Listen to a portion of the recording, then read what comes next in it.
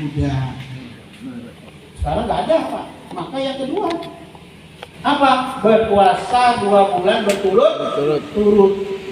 Tidak boleh ada jeda kafarah ini. 2 bulan berturut-turut. Kalau sudah dapat 58 hari, 59 batal, ulang dari awal. Ini kafaratnya. Nah, bayangkan Pak. Yang ketiga, kalau nggak mampu karena mungkin pekerjaan, karena kesehatan dan lainnya, maka yang terakhir adalah memberi makan orang miskin sebanyak 60 orang. Ya, nah itu. Pertanyaannya, siapa yang berpuasa 60 hari berturut-turut itu? Istri apa suami? Istri apa suami yang puasa kena kafarat? Suami Pak. Maka jangan hati-hati. Loh kok enggak istri juga Ustaz? Karena istri nggak bisa 60 hari mesti batal. Karena dia haid. Padahal ini berturut-turut. Maka suamilah yang menanggung puasa 60 hari berturut-turut. Tapi ibu jangan godain bapak. Loh nanti kan yang kena bapak, bukan saya. Nah ini hati-hati. Ya penting. Tapi Ustaz boleh nggak kalau cuma cipikan-cipiku? Boleh. Nah maka puasa itu tidak menghalangi keharmonisan rumah tangga. Silakan. Kalau hanya peluk-pelukan, ya cipikan-cipiku. Karena nanti begitu, walaupun dalam keadaan puasa. Tapi di hadisnya itu ada kalimat tambahan. Nabi adalah orang yang paling kuat menahan nafsunya. Jadi kalau dia nggak kuat jangan. Nah, itu begitu. Ya, ini ilmu. Ya, maka harus berhati-hati. Setelah ada iman, ada ilmunya, Bapak Ibu, ya ingat apa? Kita harus ada apa? Niat. Niat ini sangat penting karena niat ini adalah al-qasdu. Kita punya tujuan. Nanti kalau ada niat, ada caranya. Maka niat ini jangan lupa untuk diucapkan. Kapan niat ini dilakukan? Ya, bisa di malam hari, ya bisa juga mau sahur. Tapi niat ini bisa dirubah, nggak harus tiap malam. Ya. Wah, saya mau puasa Ramadan sebulan penuh. Dah, mau tiap malam biar yakin, boleh. Ya, jadi nggak salah juga Pak.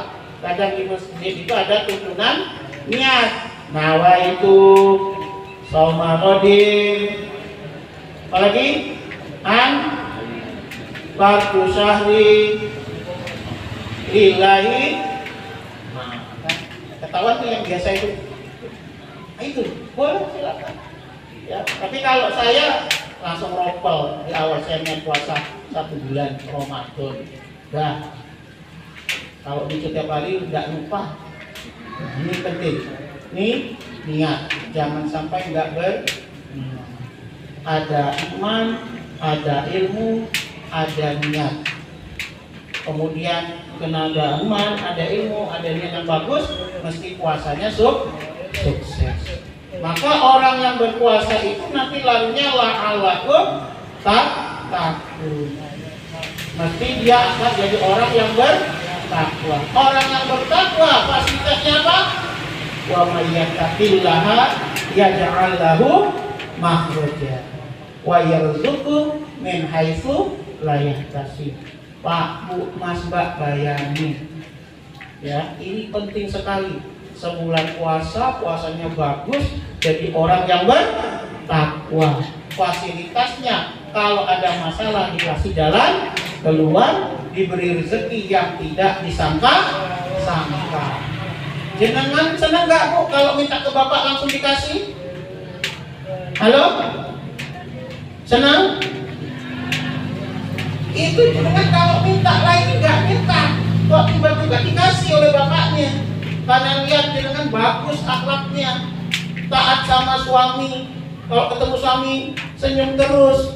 Wah, istriku ini kalau saya pulang disambut dengan ceria wajahnya, senyum sumringah, wangi tubuhnya, bagus bajunya. Wah, senang banget. Ada yang begitu? Halo Bu? Wah, ini mencurigakan ini.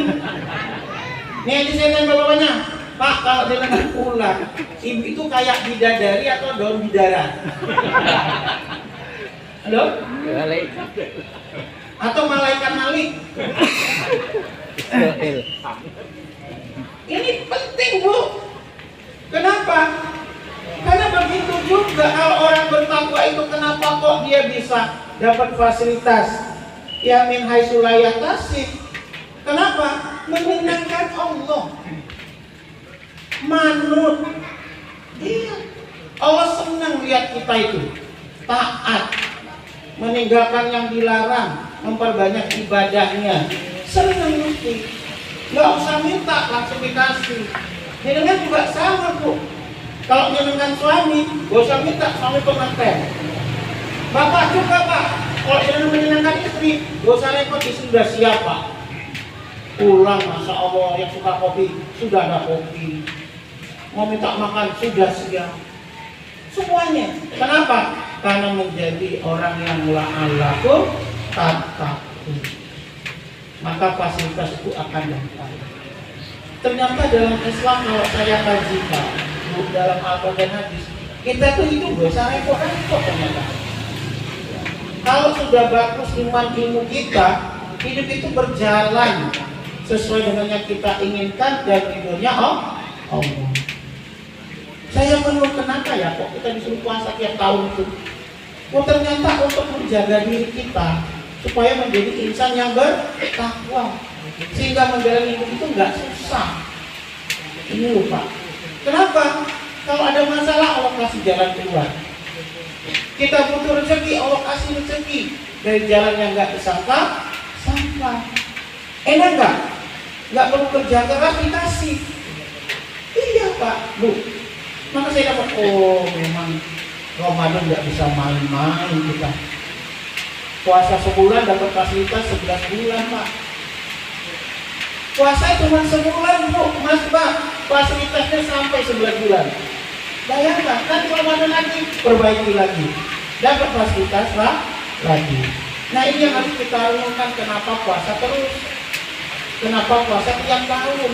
Supaya 11 bulan berikutnya kita berjalan kehidupan ini dengan mudah dan bahagia. Jenengan yang punya bisnis dilancarkan, ada masalah, mudah selesainya. Jenengan yang bekerja, mudah naik pangkatnya. Kenapa? Sudah kita latih selama 11 bulan tadi, ditutup dengan satu bulan. Bayangkan Pak, orang yang berpuasa itu boleh nggak bohong? Boleh nggak bohong? Bu, orang yang berpuasa boleh bohong nggak?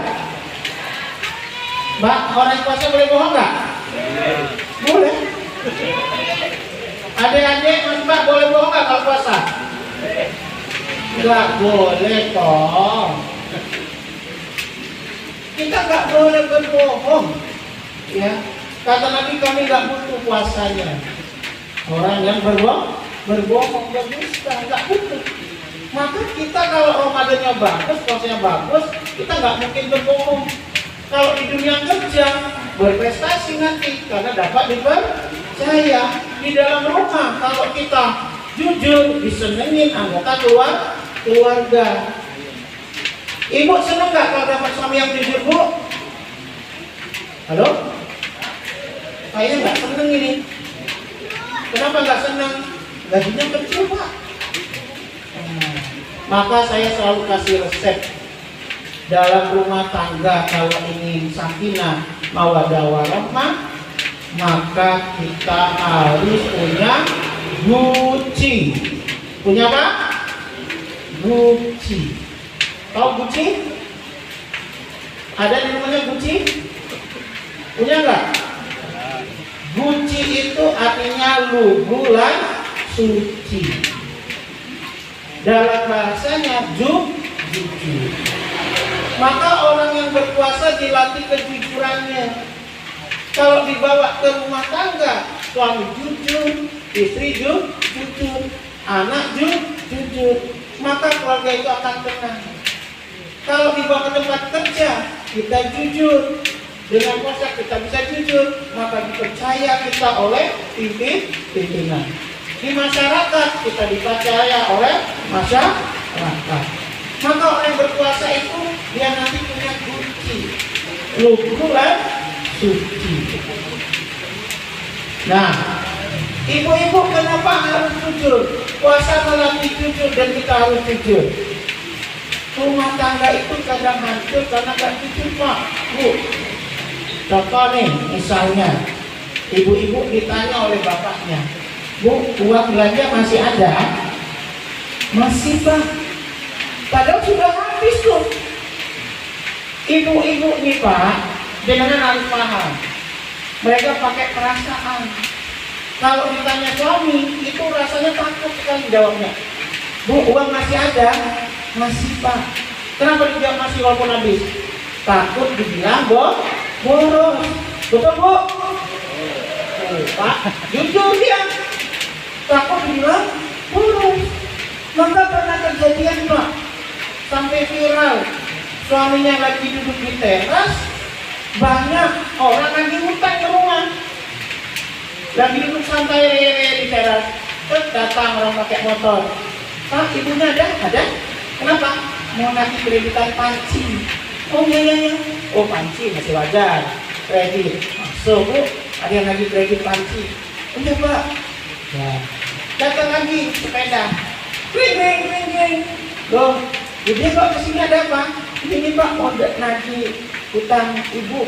Saya utang apa? Sayur. Itu jenengan tuh kalau belanja saya utang, Pak. Bayarnya kalau habis gajian katanya, ya tanggal kayak gini. Suaminya kaget. Kok utang? Katanya uang masih ada. Belum selesai, datang lagi. Apa yang terjadi, Pak? Suaminya maka Bu, jujurlah sama suami. Jangan ditutupi. Kalau punya hutang, jujur. Halo? Bilang sama suaminya, Pak, mohon maaf, ini gentong beras tinggal gentongnya. Ini tempat gula tinggal tempatnya. Tempat kopi tinggal tempatnya. Ya monggo jenengan kalau mau ngisi monggo. Kalau enggak ya enggak apa-apa. Sehingga suami sudah tahu, mikir, Bu. Tapi kalau jenengan enggak mikir, Bu, uangnya masih ada? Masih, Pak. Langsung mancing suaminya. Main catur sama temennya. Kenapa? Tahu uangnya masih ada. Nah, gitu. Bapak juga harus jujur sama ibu. Iya, Pak, menurut Bapak, ibu masih cantik enggak? Jujur, Pak. Iya. Pak, apa kesalahan ibu? Kasih tahu. Mumpung dia nanya. Kalau jenengan nggak kasih tahu, dia merasa benar terus. Halo? Jenengan nggak usah percaya, Pak, kalau istri sungkem di bulan Syawal itu bohong mesti, Pak. Sampai nangis pikiran air mata. Ya ngapunten, Pak, ibu, wah itu bohong. Pagi sungkem, siang jenengan udah dibentak. Betul apa betul? Tuh. Hati-hati, Pak, jujur aja. Kalau ditanya, karena istri itu, Pak, kalau sudah nanya, mesti udah mikir dia. Kalau dia nggak mikir, nggak akan nanya, Pak. Pak, apa yang harus ibu lakukan biar Bapak kita di rumah? Nah, sebutin. Iya. Pak, ibu cantik, Kak. Menurut Bapak, ibu sudah ada perubahan. Loh, Nabi itu, Pak, kalau ditanya istri, pintar, Pak, jawabnya itu. Ketika Aisyah itu masak, Pak, keasinan, Nabi disuruh makan. Ya Rasulullah, bagaimana rasa masakanku? Apa jawaban Nabi? Aku belum pernah merasakan masakan seperti ini. Oh, Pak, bagus kan?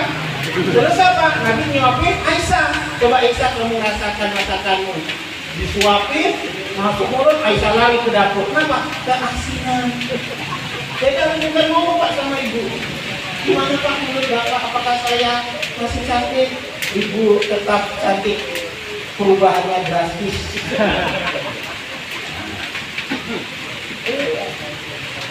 Gitu Pak, jawab jujur aja. Pak, kalau ibu masak itu enak nggak Pak? Belum pernah saya makan masakan seperti ibu masak. Gitu Pak, cari bahasa yang santun, jangan yang kasar kalau sama istri. Tak gimana Pak menurut Bapak Ibu? Ibu itu beda dari waktu dulu. Badan besar, mata otot, jangan Pak, langsung racun tikus masuk kopi Pak. Jadi harus lemah lembut. Ya. Kalau jenengan misalnya masuk di dalam keluarga suami gini Pak, ya. Kalau misalnya istri minta sesuatu, jenengan nggak mampu sampaikan, jangan diusahakan Pak. Contohnya itu. Kenapa? Dari banyak kasus korupsi Pak Bu, ini harus diketahui. Pendorongnya siapa? Halo? Dari kasus korupsi pendorongnya siapa? Istri Pak. Iya. Tuh Pak, coba Ibu Alu itu, suaminya cuma begitu loh kerjanya, tapi bisa loh beli itu. Nah, jenengan sebagai laki-laki tertantang kok. Tersinggung jenengan. Oke Bu, besok beli. Padahal uangnya dari mana? Halo? Dari mana? Saya diuratin oleh teman saya, Ustadz, masalah saya itu kalau ke Jogja tapi yang ditanya mobilmu mana? Lah terus jangan jawab apa? Ya Bu, lagi diusahakan. Kalau istrinya malu kalau saya ditanya kayak gitu. Ayo Mas, beli mobil. Malu dengan bapak ibu saya. Adik-adik saya sudah punya mobil semua. Suaminya. Terus dia saya pusing Ustaz, harus bagaimana? Terus saya bilang nggak usah berlaku tidak jujur, mengada-ada.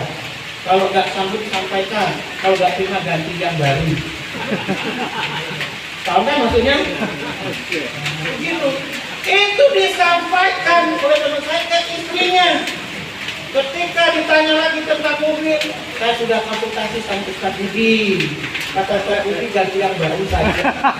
Wah, istrinya takut Pak kalau ketemu saya. Ya karena istrinya cuma saya. Aku di depan ketemu saya. Sejak itu nggak pernah ditanya mobil. Ya tapi akhirnya punya mobil Pak.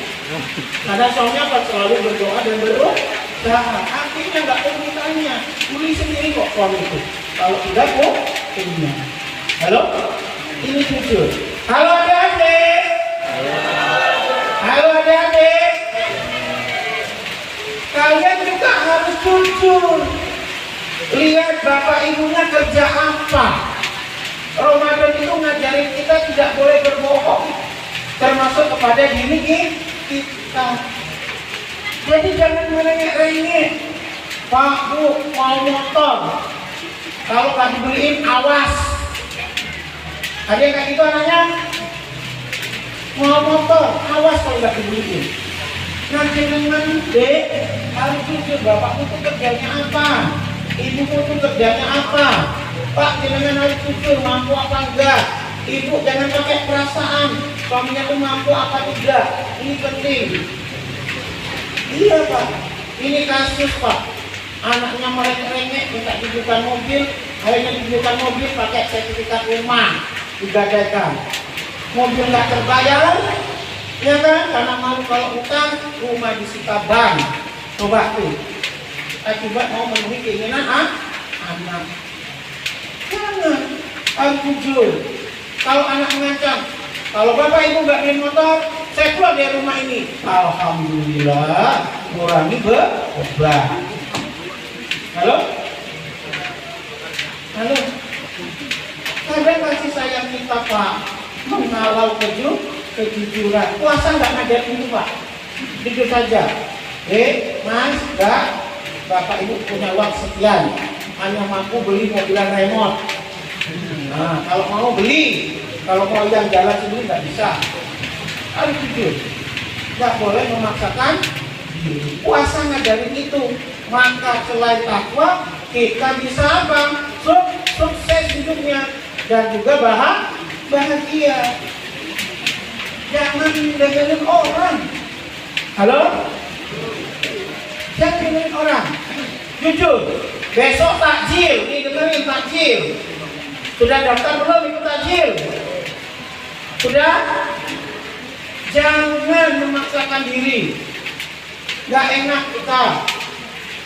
Kemarin siapa buat nemu? Takjilannya lauknya apa? Ayam. Besok dia ayam juga. Yang lainnya ayam semua. Sebulan makan ayam, Pak. Kaki kulit, Pak. Iya. Gak usah. Saya ingat betul, ya, dengan yang namanya Mbak Khadijah. Dia kalau ngisi jadwal takjil paling banyak, Pak, Bu. Tapi dia jujur dengan dirinya.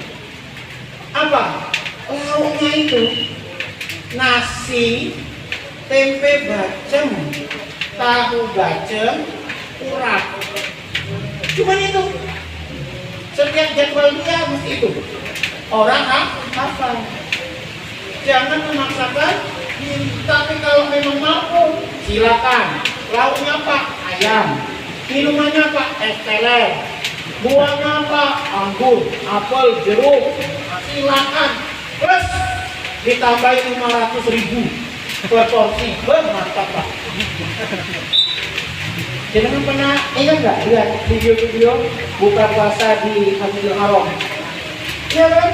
Dapat kantong plastik, di dalamnya makanan, minuman, kurma roti plus buahnya. Silakan kalau mampu. Kan luar biasa itu. Wah, besok takjil. Jawab. Datang siapa? Pak Abdullah. Apa yang dikenang? Mesti ada duitnya. Boleh, silakan. Minuman, roti, makanan berat, ya. Kemudian buah, kurma, campur amplop isinya 1 juta. Saya yakin, Pak, dengan insya Allah masuk surga, ya. Tapi jual rumah, jujur. Puasa itu begitu. Jujur juga puasa itu ada kewajiban yang harus tetap dilakukan supaya kita itu sukses dan bahagia. Pak, Bu, hati-hati. Ramadan di Indonesia ini suka aneh. Ngadakan bukber, buka puasa. Adik-adik, hati-hati. Ngadain buka puasa, Pak, nggak sholat maghrib. Halo? Adik-adik? Kalau ngadain buka puasa, jangan lupa sholatnya. Saya kadang menurut dada. Buka puasa, Pak. Saya berangkat satu tempat, pulang di situ tuh masih di situ. Dengan apa? Ketika saya tanya, udah sholat belum? Belum, Ustaz. Jam berapa ini? Oh, sudah lagi habis ya? Coba bayangkan. Ya, nggak boleh. Apalagi, Bu, tolong. Jangan asal nyuruh anaknya taraweh. Taraweh. Jangan. Cek, nak, sudah sholat maghrib belum? Indonesia ini mesti, Pak. Datang taraweh nggak sholat maghrib, betul? Ada nggak orangnya? Datang nggak? Indonesia, Pak. Taraweh itu semangat sekali, sholat maghrib juga. Coba, Pak, lihat masjid kita ini kadang aneh, yang nggak ada buka puasanya itu. Maghrib itu sepi, Pak. Tapi tarawihnya jangan. Apalagi takbiran nih, saya ingetin. Kemarin ada yang nanya untuk takbiran itu apa? Hati-hati, Pak. Boleh kita mengutus anak-anak kita Ramadan kita takbiran, boleh. Tapi ingat tanggung jawab, Pak. Gara-gara pakai hiasan menyiapkan apapun, nggak sholat maghrib, nggak sholat isya. Halo? Di sini gimana? Aman? Aman, nggak ada orangnya? Masya Allah, Pak, malam takbiran. Maghrib tuh nggak ada orang. Siap-siap takbiran semua. Berhias dari sejak ba'da asar. Sholatnya kapan? Ada yang melentuk. Ustaz, saya di jamaah. Maka jangan repot-repot atributnya itu. Ya, make upnya nanti. Make upnya sederhana saja lah. Jangan seperti gundurwo, sundel bolong. Nggak usah. Biasa-biasa saja. Ya, juga nggak merepotkan sholatnya. Hati-hati, Pak, kita sering kecolongan. Ya. Nah, perhatikan itu. Sholat Bapak Ibu. Puasa itu wajib, tapi sholat juga wajib. Maka Ramadan itu melatih kita untuk apa? Untuk melatih juga menjalankan kewajiban yang lain, bukan hanya puasa. Ini penting, ya. Bukan hanya puasa, sholat. Nah, Bapak Ibu bertanggung jawab mengawasi itu. Jenengan pernah nikah, Pak? Halo? Waktu nikah ada ijab kabul enggak? Ada? Bunyinya apa? Aku terima nikahnya Mincek binti Mancek dengan mas kawin 1 kilogram emas dibayar tunai. Pak, setelah dikabul oleh jenengan ijabnya mertua, maka tanggung jawab istri anak ada di pundak suami. Maka nanti ketika Allah Subhanahu wa taala menghisab, jenengan kok baik, namun ini dan anak kok bermasalah, apalagi sholatnya, jenengan ikut bertanggung jawab. Kalau tidak mengingatkan, maka Bapak Ibu perhatikan nanti anaknya, perhatikan istrinya, sudah sholat belum? Bagaimana puasa mau berhasil kalau sholatnya bermasalah? Nah, ini ya. Nah, Bapak Ibu, yang pertama puasa itu harus jujur. Setelah iman, ilmu, kemudian niat, maka lahirlah kejujuran. Ya.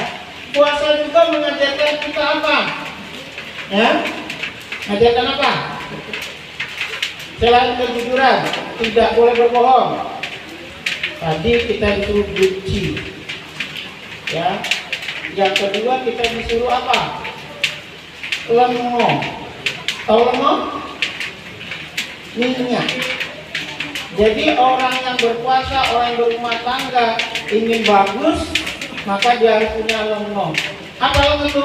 Ono sing menteleng lungo. Apa?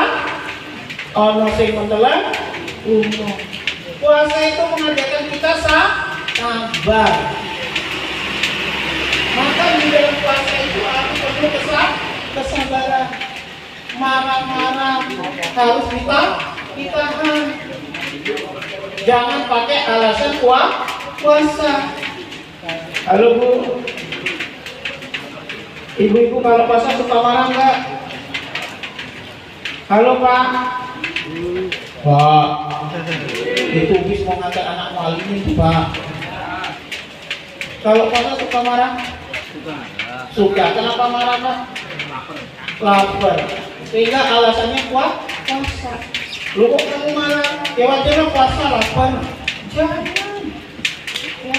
Maka puasa mengajarkan kita itu apa? Sabar. Maka kalau ada orang yang marah, hindari. Jangan malah dijawabin. Nah itu puasa mengajarkan kita. Maka orang yang paham itu puasa itu harus sabar. Maka dimanapun dia berada, dia akan mendapatkan apa? Kesuksesan. Kenapa? Dalam puasa ada sholat, ada sabar. Kata Allah, wasta'inu bis-sabri was-sholat. Mintalah pertolongan dengan sabar dan sholat. Orang yang berpuasa dia jaga sholatnya dan dia juga sabar. Oh, saya sedang berpuasa. Kata Nabi kan indah sekali. Kalau kamu sedang puasa, diajaki orang ribut, jawab, aku sedang berpuasa. Tapi jangan ditambahin, nanti habis buka lanjut. Jangan. Aku sedang berpuasa. Jenengan di rumah Pak, ketemu istri marah-marah, pindah tempat. Ya, kalau istri marah-marahnya di ruang tamu, jenengan masuk kamar. Kalau istri masuk kamar, jenengan ke dapur, bantu asah-asah. Istri ke dapur, jenengan ke halaman. Kenapa? Ngomong Pak. Ono sing menteleng, ngomong. Jangan di dekatnya. Kenapa? Karena nanti bukan malah selesai malah kabari ibu. Orang sabar itu begitu, menghindari masalah ketika ada di hadapan kita. Nah, jadi kalau kita puasa kok masih marah-marah, itu nggak puasa itu, karena nggak sabaran. Kalau kita sudah sabar, ketika di tempat kerja, kalau di tempat kerja kan macam-macam, iya kan?